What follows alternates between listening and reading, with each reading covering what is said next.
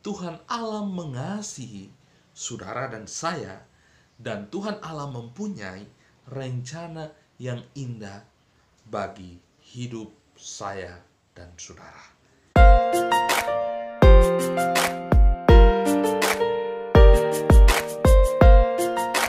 Shalom, salam jumpa dalam kasih Tuhan. Berjumpa lagi dengan saya Pastor Demos Tanuek di dalam channel ini.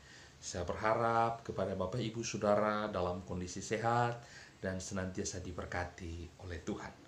Bapak Ibu Saudaraku yang diberkati dan dikasihi oleh Tuhan Yesus Kristus, pada kesempatan yang baik ini kita akan membahas tentang hukum rohani di dalam firman Tuhan.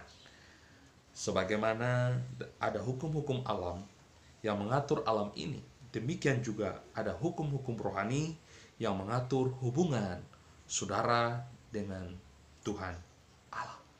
Mari kita simak secara bersama-sama. Hukum yang pertama adalah Tuhan Allah mengasihi saudara dan mempunyai suatu rencana yang indah bagi hidup saudara.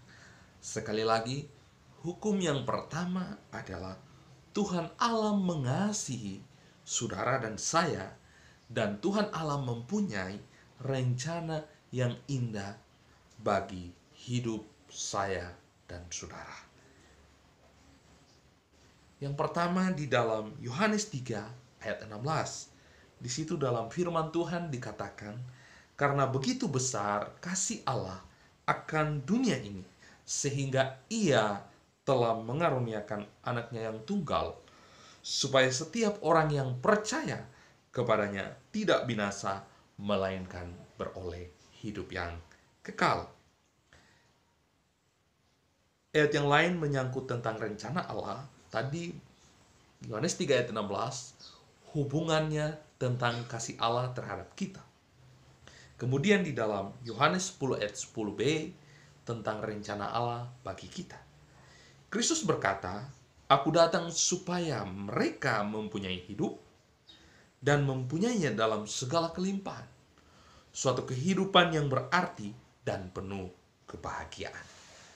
Jadi Allah mengasihi kita dan Allah punya rencana yang indah buat kehidupan saya dan saudara. Itulah hukum rohani yang pertama. Hukum rohani yang kedua adalah manusia penuh dosa dan terpisah dari Tuhan Allah, sehingga ia tidak dapat mengetahui dan mengalami kasih dan rencana Allah bagi hidupnya. Hukum yang pertama tadi bahwa Allah mengasihi kita dan Allah punya rencana supaya kita memiliki hidup yang penuh dengan segala kelimpahan. Akan tetapi, hukum yang kedua menegaskan bahwa setiap kita manusia penuh dosa.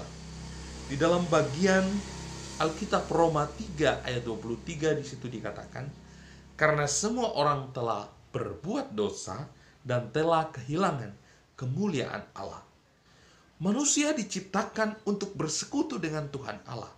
Akan tetapi karena kekerasan hatinya, ia memilih jalannya sendiri, sehingga persekutuannya dengan Tuhan Allah terputus. Menurut Alkitab, kekerasan hati untuk memilih jalan sendiri dan ingin bebas dari Tuhan Allah disebut dosa, dan diwujudkan baik dengan sikap melawan maupun dengan sikap masa bodoh.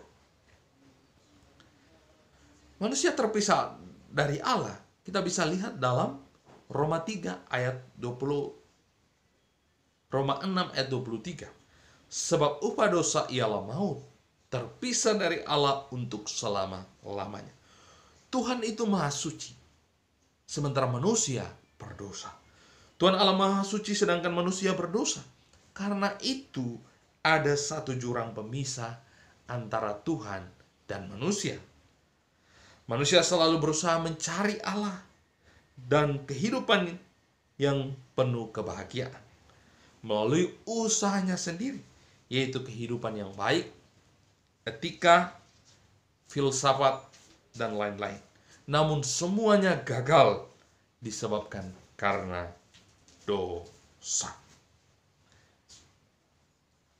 Hukum yang ketiga, yaitu Yesus Kristus adalah satu-satunya jalan keselamatan yang telah ditentukan oleh Tuhan Allah untuk keampunan dosa manusia. Melalui Dia, saudara dapat mengetahui dan mengalami kasih dan rencana Allah bagi saudara.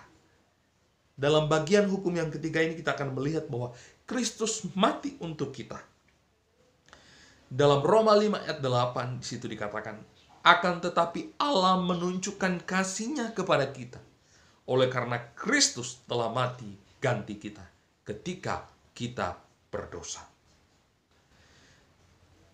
Demikian juga Kristus telah bangkit pula dari kematian. Ini kita bisa lihat dalam 1 Korintus 15 ayat 3 sampai 6. Kristus telah mati karena dosa kita.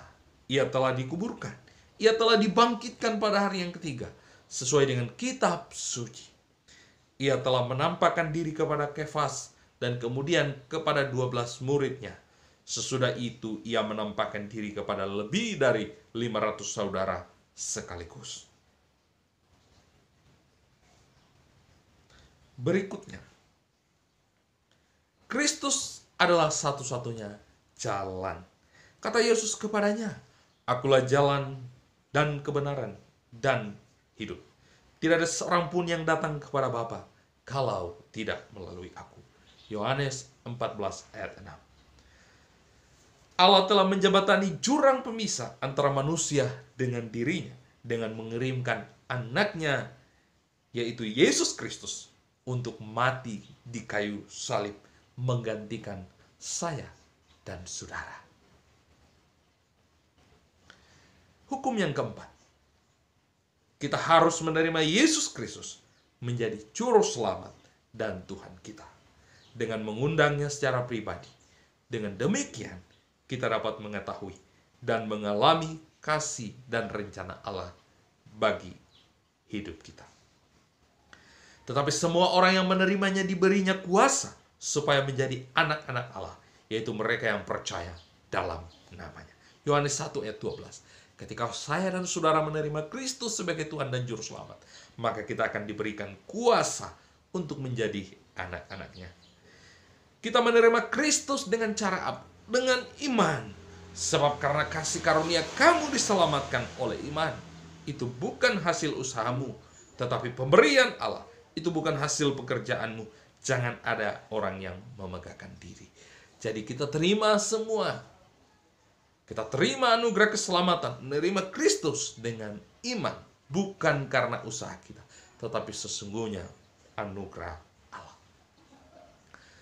Saat kita menerima Kristus sebagai Tuhan dan Juru Selamat, maka kita mengalami kelahiran yang baru di dalam Yohanes pasal 3 ayat 1-8.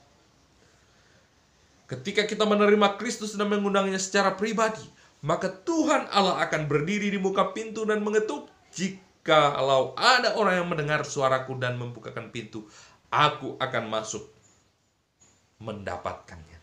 Wahyu 3 ayat 20.